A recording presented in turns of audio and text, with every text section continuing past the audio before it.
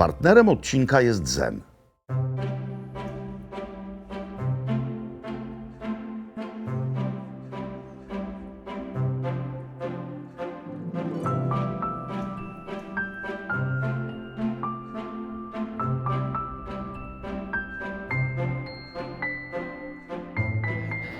Dzień dobry Państwu, dzień dobry moi drodzy.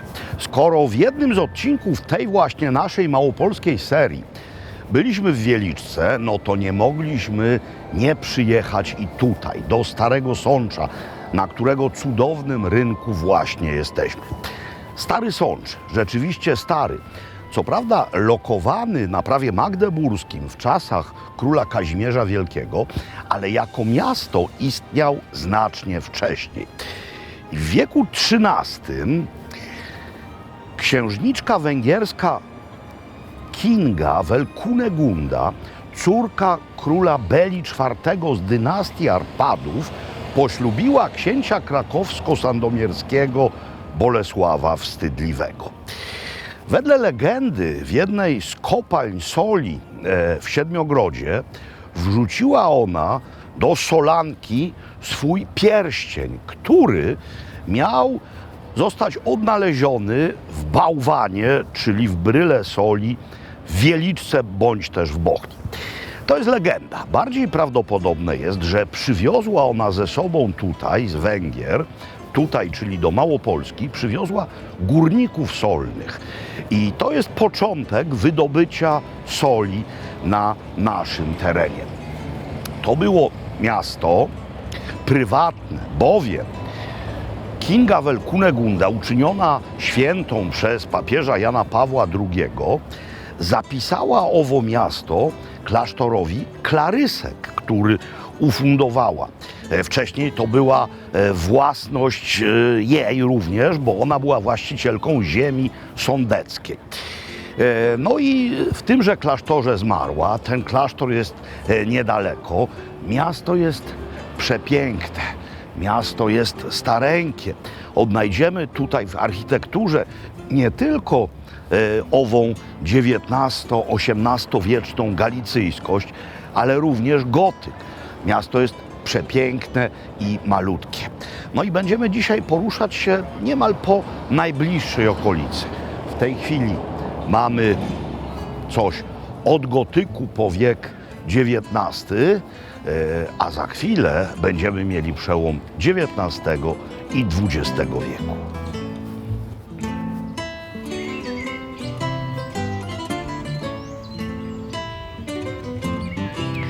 Ze Starego Sącza do Nowego niedaleczko, no więc jesteśmy teraz w Nowym Sączu. Mówiąc precyzyjnie, na jego obrzeżach, ale jeszcze w administracyjnych granicach miasta. Jesteśmy w miejscu niezwykłym i przepięknym. Jest to mianowicie Sądecki Park Etnograficzny, oddział Muzeum Ziemi Sądeckiej. Jest to skansen, czyli oryginalna drewniana architektura wiejska, przeniesiona tutaj z terenów Sądecczyzny. Są też zabudowania łemkowskie, no więc mamy odwzorowaną wieś z dawnych czasów, wieś taką, jaka kiedyś była, więc mamy również kościół drewniany, mamy również dwór. Jeszcze raz podkreślę, to wszystko jest prawdziwa architektura.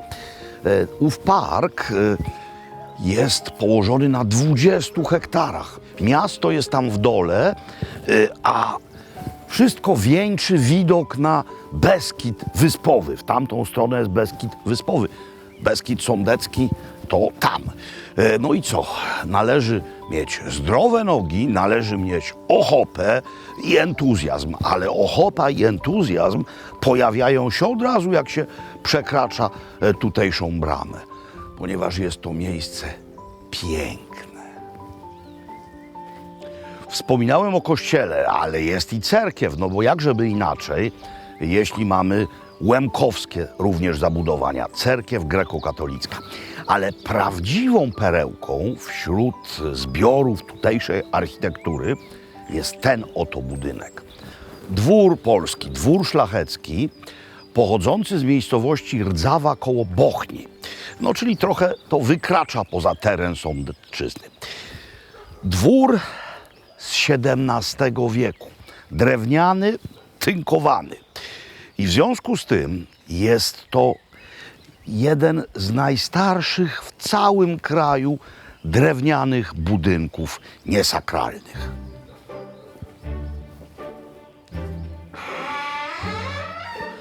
Ostatnimi prywatnymi właścicielami domostwa była rodzina Wesołowskich herbu Korczak. Mamy tutaj rzecz naprawdę niezwykłą, mianowicie malowane na drewnie polichromie, bowiem w XVII wieku przez jakiś czas dwór był udostępniony kanonikom regularnym, zakonnikom. No i tutaj oni stworzyli sobie refektarz i zlecili przyozdobić ściany takimi właśnie malunkami. W miejscu, do którego właśnie idziemy, była kaplica zakonna. Potem, kiedy znowu niejako cywilni użytkownicy, bo to było tylko użyczone na czas jakiś zakonnikom, objęli we władanie to miejsce, no to położyli tutaj tynki. No takie tynki, jak się kładzie na drewnianych belach, czyli słoma i na to dopiero tynk i malowanie, więc to wszystko przetrwało.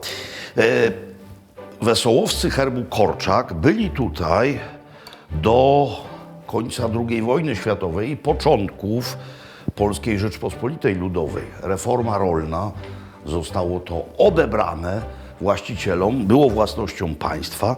No i właśnie kiedy tworzono ów skansen, rzecz przeniesiono. Jest to przecudne.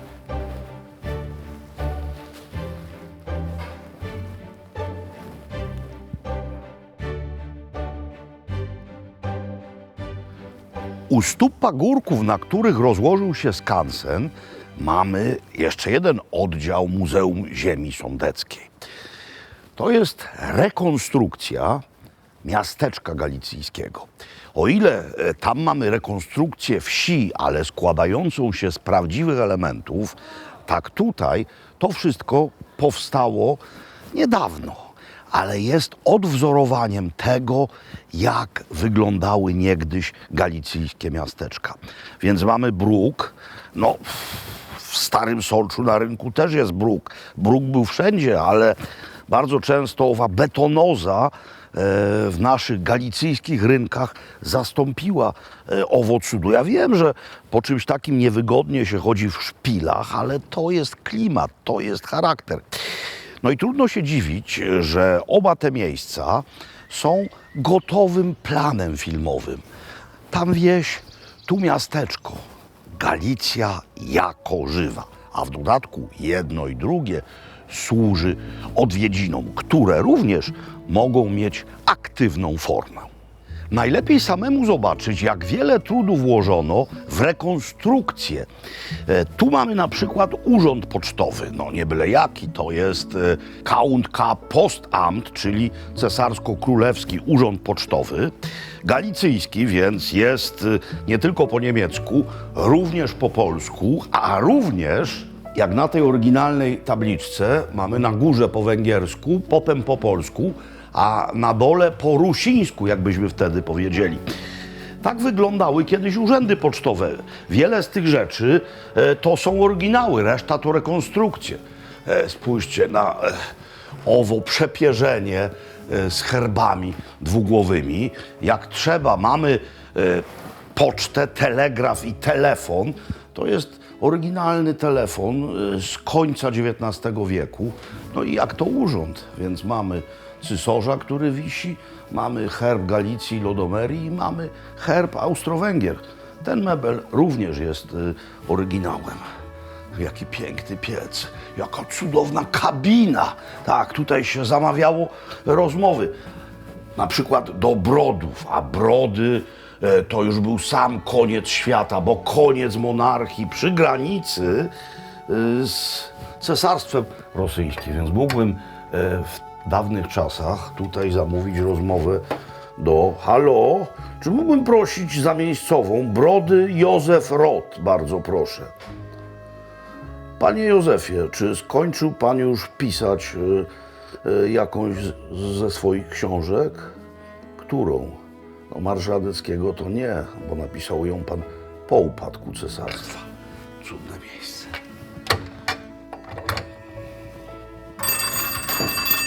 Odzwaniają. Zum Befehl, Herr General. Oficjalny telefon.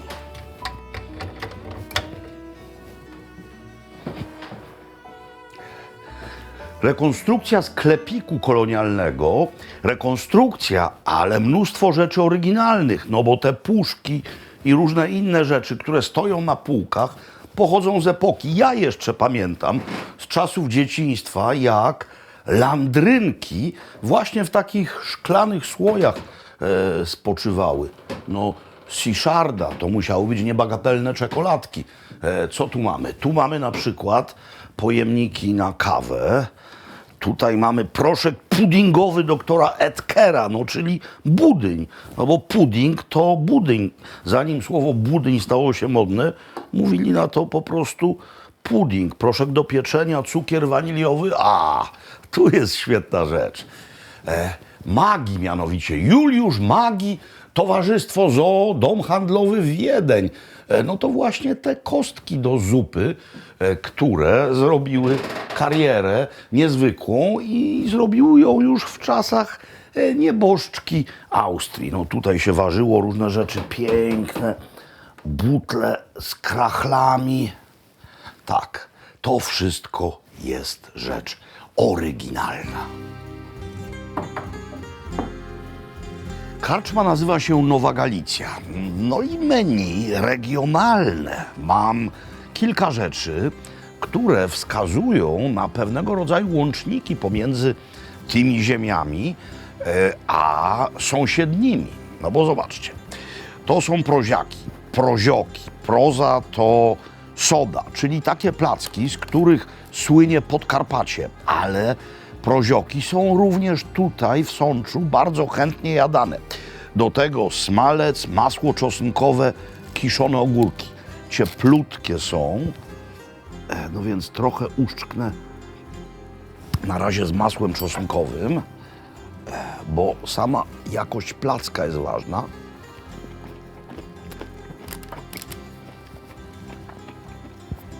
Chrupiący, pulchny, doskonały. Teraz coś, co tak naprawdę znamy z Bieszczad, albo też z Bieszczadów. Ale tutaj również to się jada. Fuczki, czyli bardzo słynne placki ziemniaczane, w które wpleciona jest kiszona kapusta. Tutaj widać wyraźnie takie włókna.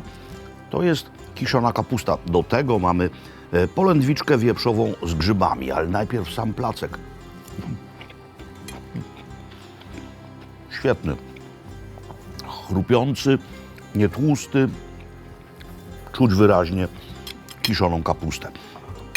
No i to kwaśnica robiona na wędzonych, wieprzowych żeberkach, a obecność kiszonej kapusty w organizmie w tej części świata jest niemal obowiązkiem. Stała obecność kiszonej kapusty w organizmie. Bardzo dobra kwaśnica. Regionalne piwa z browarów Krynicy. To typu pilzneńskiego, to galicyjskie, ciemne. Na miejscu robione nalewki. I teraz już rozumiecie, co mówiłem o aktywnym zwiedzaniu. Tak, to jest miejsce, które ma odwzorowywać historię, ale jest również bardzo mocno zakorzenione w teraźniejszości. W dodatku zwiedzamy je bardzo aktywnie. Proziok ciepły jeszcze i to masło, które się na tym roztapia. Galicja po prostu.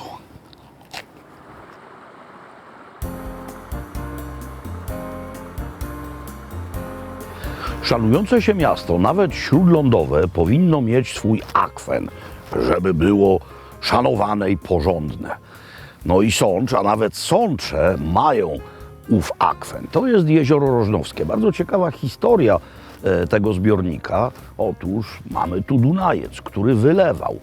I w drugiej połowie lat 30. postanowiono wybudować zaporę, by zapobiec powodziom. To jest jedna funkcja, a druga, by pozyskać prąd z wody. Inwestycje dokończono już w czasie okupacji w roku 1941. No ale powstało coś, co od Sącza Nowego, a i Starego jest rzut beretem, a i do Krakowa stąd niedaleko, więc było to niezwykle modne miejsce letniskowe. Ale był to czas Polskiej Rzeczpospolitej Ludowej. No więc tutaj jeździło się na wczasy zorganizowane, czyli kolonie. Sam pamiętam, że koledzy tu jeździli, ja nigdy nie byłem. No i różne zakłady pracy tak zwane miały tu swoje domy wczasowe. No i ten wywczas szedł naprawdę pełną parą. Sam miałem tu okazję być kiedyś na Małpiej Wyspie jako chłopiec, ale z króciutką wizytą. Kąpałem się też w tym jeziorze. Ono, ponieważ jego źródłem, mówię o wodzie, jest rzeka Dunajec, więc ten Dunajec nanosi tu różną materię i problemem jest to, że powierzchnia wody się zmniejsza. Nie chodzi o suszę, tylko chodzi o to, co woda rzeczna nanosi. No ale cały czas jest, cały czas cieszy ludzi, a w dodatku teraz odpoczywających cieszy jeszcze bardziej, ponieważ już nie jesteśmy w fazie zorganizowanego wypoczynku przez zakłady pracy. Okolica słynie z ludzi przedsiębiorczych. Być może wpływ na to miał słynny eksperyment nowosądecki. Mówiąc w największym skrócie, chodziło o to, że w czasach PRL-u w Nowym Sączu i okolicy pozwolono na zerwanie ze sztywnymi nakazami gospodarki nakazowo-rozdzielczej i pozwolono na pewnego rodzaju samorządność ekonomiczną. To zrodziło ducha przedsiębiorczości. W samym Nowym Sączu dzisiaj żyje przeszło 100 milionerów, a nie jest to przecież wielkie miasto. No i teraz ludzie przedsiębiorczy, kiedy już można działać na własny rachunek, zaczęli, korzystając z tego piękna przyrody, po upadku PRL-u, zamieniać te dość przaśne miejsca w miejsca piękne. Niektóre budowano od nowa, a niektóre remontowano, wykorzystując dawną bazę, która istniała. Tak jak to. To jest miejsce, do którego właśnie dopływamy. Noi Resort się nazywa. I to był kiedyś taki typowy zakładowy ośrodek wypoczynkowy. No, czyli po prostu domki w pobliżu jeziora razem z pomostem. W tej chwili wygląda to zupełnie inaczej. Jest położone w bardzo cichym i ustronnym miejscu nad jeziorem. No i przyjrzymy się temu z prawdziwą ochotą bliżej. Na miejscu jest rzecz jasna również restauracja. Całość jest zresztą utrzymana w bardzo minimalistycznym, rzekłbym, oszczędnym, skandynawskim stylu architektonicznym. No ale nie ma się co dziwić. Tutaj głównymi bohaterami są woda i las, czyli przyroda. Dwie potrawy oparte o kanon miejscowej, regionalnej kuchni. Ta zupa jest nawiązaniem do czegoś, co jada się już w okolicach Krakowa. No i tutaj na Sądecczyźnie, wszakże jada się to raz do roku, święconka. Jak się idzie z koszyczkiem do święcenia, no to ma się w tym koszyczku chrzan, kiełbasę oraz jajka. No i kiedy to zostaje, mówię o święconym, to potem się to zalewa maślanką albo serwatką i tak dojada. Tymczasem tutaj jest to zupa podawana przez cały rok na ciepło. To jest serwatka, ten płyn, to jest serwatka z krowiego mleka z bardzo wyraźną chrzanową nutą. Mamy również kiełbasę swojską, ale ta kiełbasa jest w plastrach.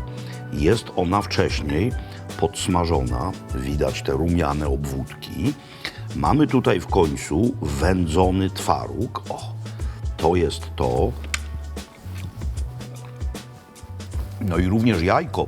To nie jest takie jajko z żałobną obwódką, gotowane bezlitośnie przez 40 minut, tylko żółtko jest półpłynne, no po prostu jak ramen. Zresztą to jest tak niezwykle skondensowane smakowo, że niesie niemal ramenowe treści.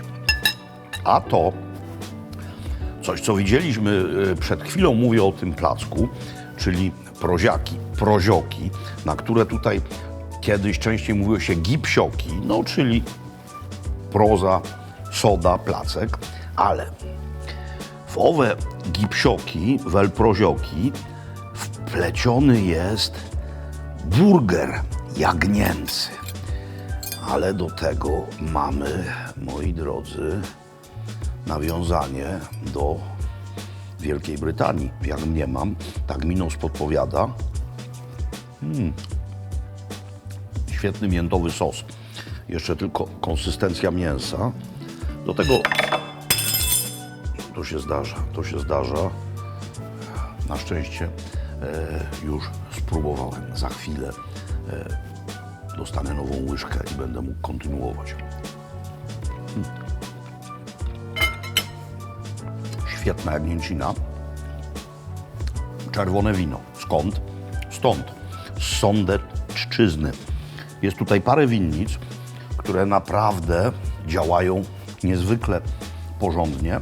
To jest Rondo, ale wcale nie ma, jak to czasami Rondo, mówię o tym szczepie, nie vitis vinifery, tylko hybrydy, co czasami ów szczep ma, czyli taki buraczany, bardzo intensywny posmak, to jest raczej wiśniowe w nosie.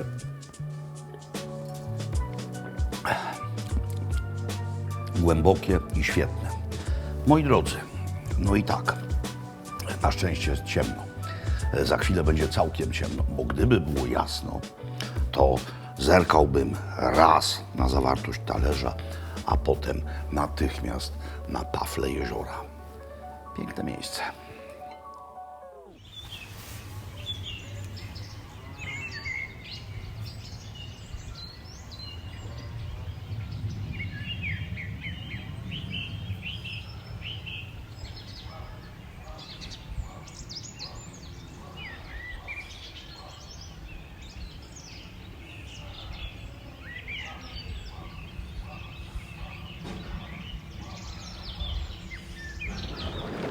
Czasami tak się zdarza, że wspomniany wielokrotnie wypoczynek aktywny może wejść w fazę nadaktywną, hiperaktywną albo też arcyaktywną. I mam wrażenie, że wczoraj głównie na poziomie kulinariów właśnie tak było. No więc przespawszy się idealnie w Noi, teraz odpoczywam. Wcześniej zażyłem kąpieli saunowej gorącej, a teraz siedzę sobie w jacuzzi z widokiem na akwen rożnowski i popijam wywar z mięty.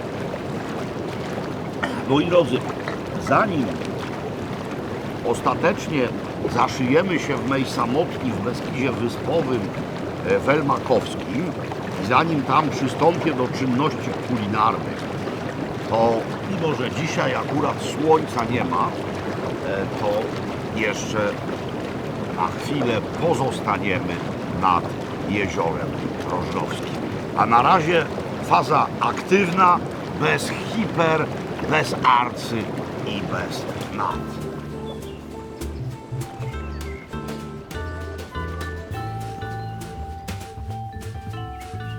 Nad jeziorem Rożnowskim jeszcze w latach 70. ludzie wypoczywali we wspomnianych już wcześniej zakładowych domach wczasowych, na polach namiotowych, kempingach. Ludzie zarówno z Nowego Sącza, on jest dość blisko, ale też z Krakowa. On jest ciut dalej, ale również blisko. W latach 80. nastąpił tu upadek turystyki. No, zero inwestycji. Też woda stawała się coraz brudniejsza. Nowy Sącz stawał się coraz większy i nie było w nim oczyszczalni ścieków, więc Dunajcem to wszystko wpadało tutaj. Ale przyszła trzecia RP. W Nowym Sączu, w Suńcu, postawiono nowoczesną oczyszczalnię ścieków i zaczęto inwestować w turystykę.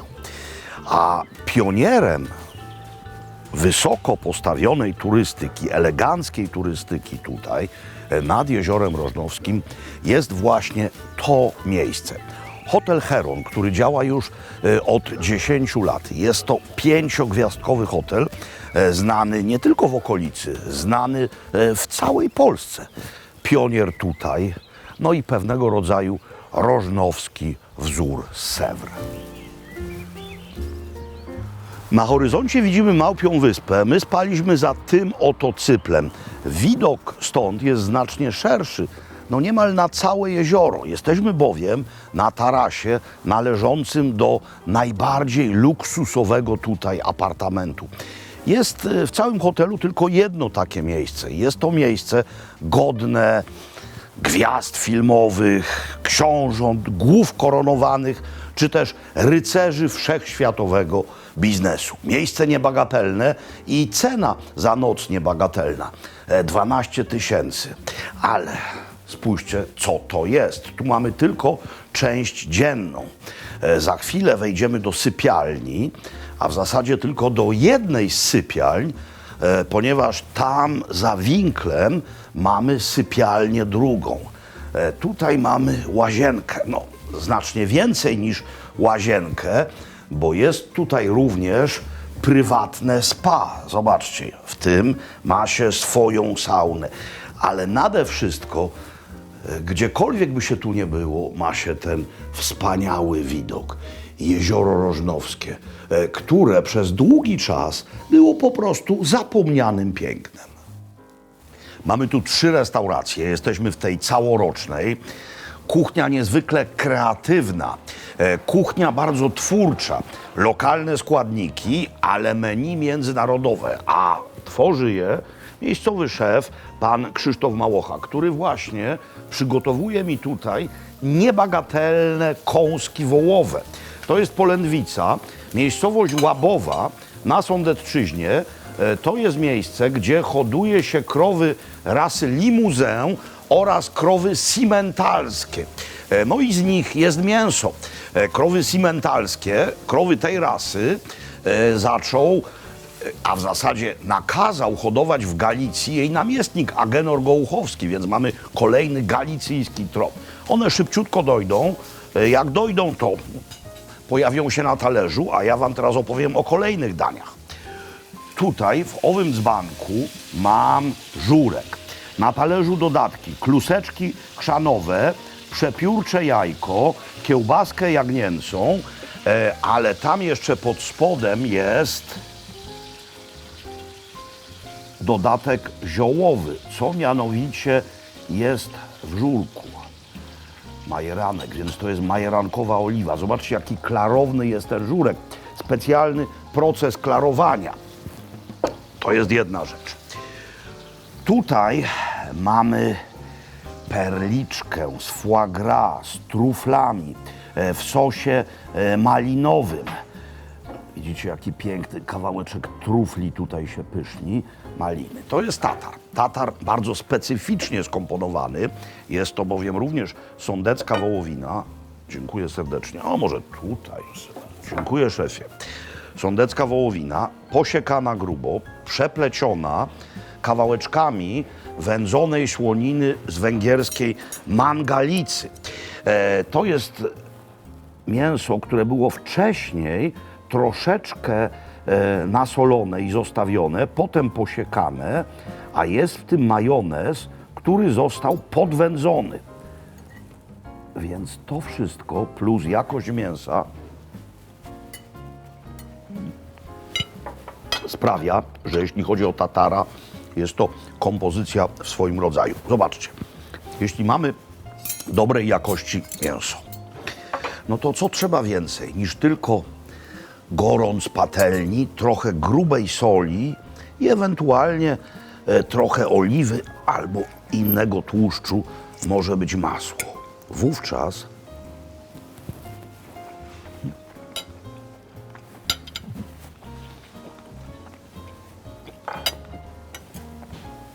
Wówczas to mamy w ustach prawdziwą poezję. Jestem niezwykle ciekaw żurku, bo tak klarownego żurku, tak przezroczystego żurku jeszcze w życiu nie widziałem. Tak, jak mówiłem, specjalny proces. No, żur jest mętny, bo jest w nim mąka, więc to trzeba ów płyn, ów koncentrat zamrozić, następnie odciągnąć te wszystkie mętne frakcje, żeby coś takiego powstało.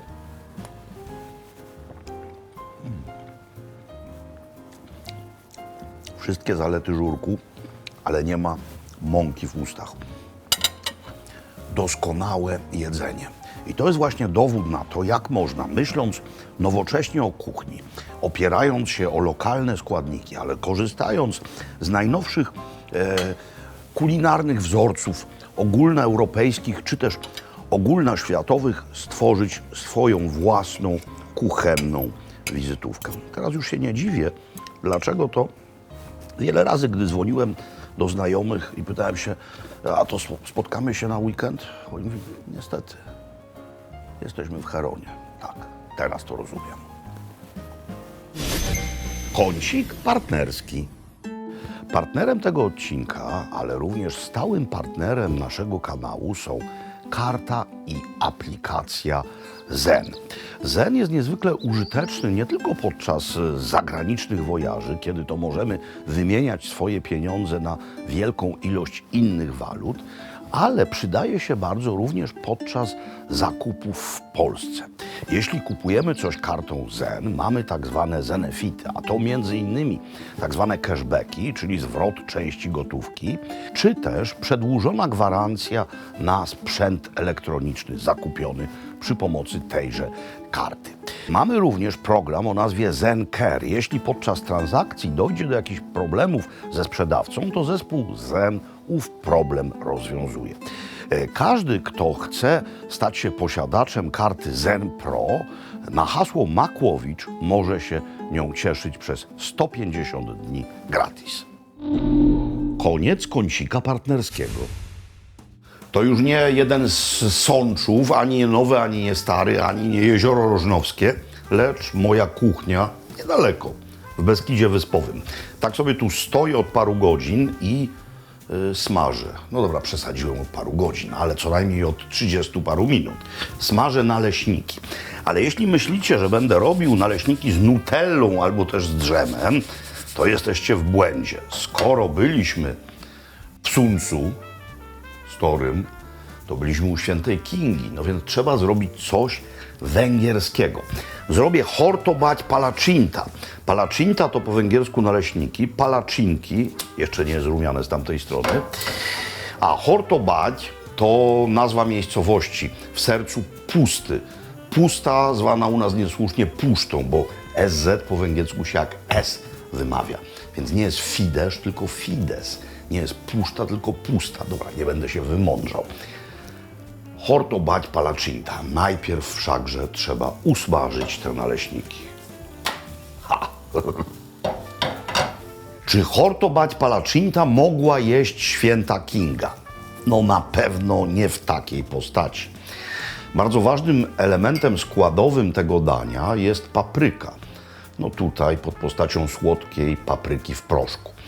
A w XIII wieku, ale również w XIV i w XV papryki na Węgrzech nie było. Paprykę na Węgry przywieźli Turcy, kiedy zajęli w zasadzie całą część Węgier bez Siedmiogrodu. Bardzo mnie śmieszy to, jak mówi się inaczej. No, widziałem zupełnie niechcący taki serial, jeden tylko odcinek, niechcący pilotem pstrykałem i natknąłem się na Koronę Królów. Czasy Kazimierza Wielkiego. Przyjechał jakiś kolega z Węgier i przywiózł paprykę. Kompletny nonsens. Nie było wtedy papryki. To jest nadzienie, bo to są faszerowane naleśniki, nadzienie mięsne. I teraz mamy wersję albo z kurczakiem, albo z wieprzowiną. Jeśli wieprzowina, to musi to być naprawdę mięso dobrej jakości. I właśnie takie na dole w Myślenicach znalazłem. Doskonała wieprzowina, karkówka. Wiem skąd pochodzi, wiem, kto jest producentem. To są kotlety, pokroję je w kostkę mniejszą i to będzie robione tak jak perkelt. Jeśli nie macie pewności, skąd pochodzi wasza wieprzowina, oczywiście idealna byłaby margalica, ale taką jest ciężko w Polsce zdobyć, to zróbcie to z kurczakiem. Udka byłyby idealne. Najpierw kroimy wszystko w kostkę. Na dnie garnka mamy nieco rozgrzanego oleju roślinnego. Jeśli wolicie, możecie użyć smalcu, ale olej będzie bardziej dietetyczny. I teraz na ów rozgrzany olej wrzucamy posiekaną cebulę w kosteczkę i do tego dokładamy trochę czosnku. 2-3 ząbki. I czekamy, aż to nabierze koloru, ale nie zjara się za bardzo. W środku są już ciemniejsze frakcje, zdejmujemy z ognia. I teraz ten najważniejszy, kluczowy, madziarski moment, czyli rozpuszczenie papryki w proszku, słodkiej w tym wypadku, w tłuszczu. Trzeba to zdjąć z ognia, ponieważ papryka gorzknieje, jak jest za bardzo gorącem traktowana. Więc teraz, widzicie, dzieje się coś takiego. Trzeba teraz koniecznie dodać tutaj odrobinę wody. Z powrotem stawiam to na gaz. I spójrzcie, jak to pięknie wygląda, a ja w tym czasie skoczę po mięso. To będzie szybka akcja, ponieważ to już nabrało temperatury i można teraz dodać mięso pokrojone w kostkę. Ono się będzie prażyć. To na razie będzie coś, co nazywa się perkelt po węgiersku, a perkelt to jest właśnie słowo oznaczające prażenie. Perkelt kafe oznacza prażoną kawę, a perkelt to jest kategoria dań w takim paprykowym sosie bez śmietany. I to na razie jest perkelt, ale potem będzie to paprykarz, gdyż nie samo mięso, ale w sosie śmietana będzie. No i widzicie, to teraz na razie tak właśnie dusimy co jakiś czas, tylko podlewając odrobiną wody, by się nie przypaliło. Po kilku minutach, kiedy widzimy, że to nabrało temperatury na tyle, że białko się ścięło, że mięso zmieniło swój kolor, stało się takie białawe, możemy dodać kolejne rzeczy. Podlewałem, jak widzieliście, minimalmente. 2 przyprawy, choć tak naprawdę to jest jedna rzecz. Mianowicie to jest kminek. Kminek w całości, a to jest też kminek, tylko kminek zmielony. Jedna i druga jest arcyważna. Więc to teraz tutaj. Następna rzecz. Tubka, w której mam węgierską pastę z ostrej papryki. Można bez problemu kupić w większości sklepów w całej Polsce. Czy jest napisane po polsku? Eresz. Nie, jest napisane po węgiersku. Eresz to jest ostre po węgiersku. Eresz albo cipesz. No więc eresz. Tutaj mam pastę, której nie można kupić powszechnie, ale w specjalistycznych sklepach można. Dobra, to i tak jest do wyrzutu. Perkelt. Perkelt, czyli właśnie pasta z papryki, dużej papryki podłużnej, pomidorów oraz cebuli. Pasta, która służy do perkeltu, jest doskonała. To teraz wędruje do środka. I teraz, tu jest trochę pomidorów, ale tu jest pomidorów jeszcze więcej.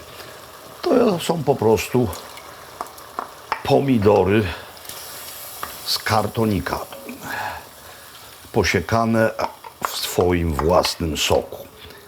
I to na razie wszystko. Nie dodaję tutaj jeszcze soli, będę to solił potem. To się teraz musi dusić. Mięso musi być absolutnie miękkie. Mięso gotowe. To jest w tej chwili perkelt.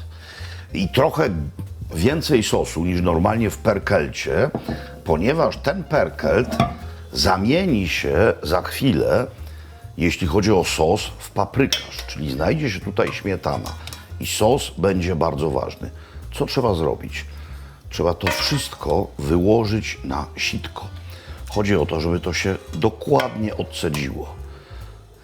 Spójrzcie, co się wydarzyło. Mamy tutaj ową frakcję mięsną, a tutaj mamy sos, który się zarazem przeciera przez owo sito, czyli cebula i czosnek, które się rozpadły oraz pomidory. To wszystko jest tu w sosie. To będzie służyło jako farsz do palaczinek. Czyli to teraz, tylko zgarniam tutaj to wszystko, co jeszcze z tego schodzi, to teraz musi znaleźć się na desce, niech przestygnie. To trzeba będzie leciutko przesiekać, a to wszystko będzie sosem. Będzie sosem, wszakże w środku znajdzie się jeden maleńki dodatek. Śmietanka słodka. Jak widzicie, to jest trochę inne niż nasze naleśniki z mięsem, które jest gotowane, a potem mielone. Tutaj mięso jest duszone i nie jest mielone, jest tylko przesiekane. Muszę uważać, bo to jest jeszcze bardzo, bardzo gorące. Chodzi o to, żeby to nie była miazga całkowita, ale też, żeby to miało właśnie taką przesiekaną konsystencję. Bierzemy teraz naleśniki, palaczynka po palaczynce i wkładamy farsz mniej więcej w to miejsce, jeszcze troszeczkę, i robimy rzecz następującą, bardzo prostą. Najpierw boczki, teraz tutaj zwijamy i układamy zwinięciem do dołu w żaroodpornym naczyniu. Wyszło mi nieparzyście, ale nic to baśka. Ułożone w żaroodpornym naczyniu. Zalewamy teraz owym sosem. Zalewamy po spód, nie roniąc nic. Nie roniąc nic. I teraz już jest nagrzany piekarnik do 180 stopni i to się powinno znaleźć w piekarniku na 20 minut, pół godziny. Bez przykrycia. Chodzi o to, żeby sos się zagotował, żeby to wszystko było gorące. Teszik. Wyjęte prosto z pieca wygląda właśnie tak. I to już prawie koniec. No oczywiście trzeba to nałożyć na talerz, trzeba polać owym sosem, ale trzeba zrobić jeszcze jedną rzecz. O, ten sosik, jakże dobry, jakże piękny, jakże ożywczy, jakże cenny. Ale teraz mamy zwieńczenie. W temperaturze pokojowej bardzo długo przebywała śmietana kwaśna.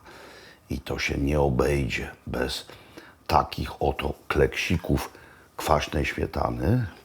I nie obejdzie się bez posypania owej śmietany słodką papryką w proszku. No i jak to wygląda? No wygląda to po prostu filmowo. Uwielbiam to danie. Nawet się nie pytajcie, jak smakuje, bo doskonale wiem, jak smakuje. Tydzień temu właśnie tutaj robiłem coś identycznego. No ale dobra, dla was spróbuję, chociaż wrzące. Mam wiatr pod nosem.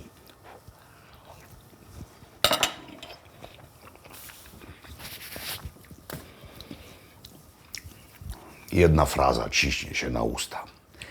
Alien es ostrag modior końcha. Alien es ostrag modior monarchia.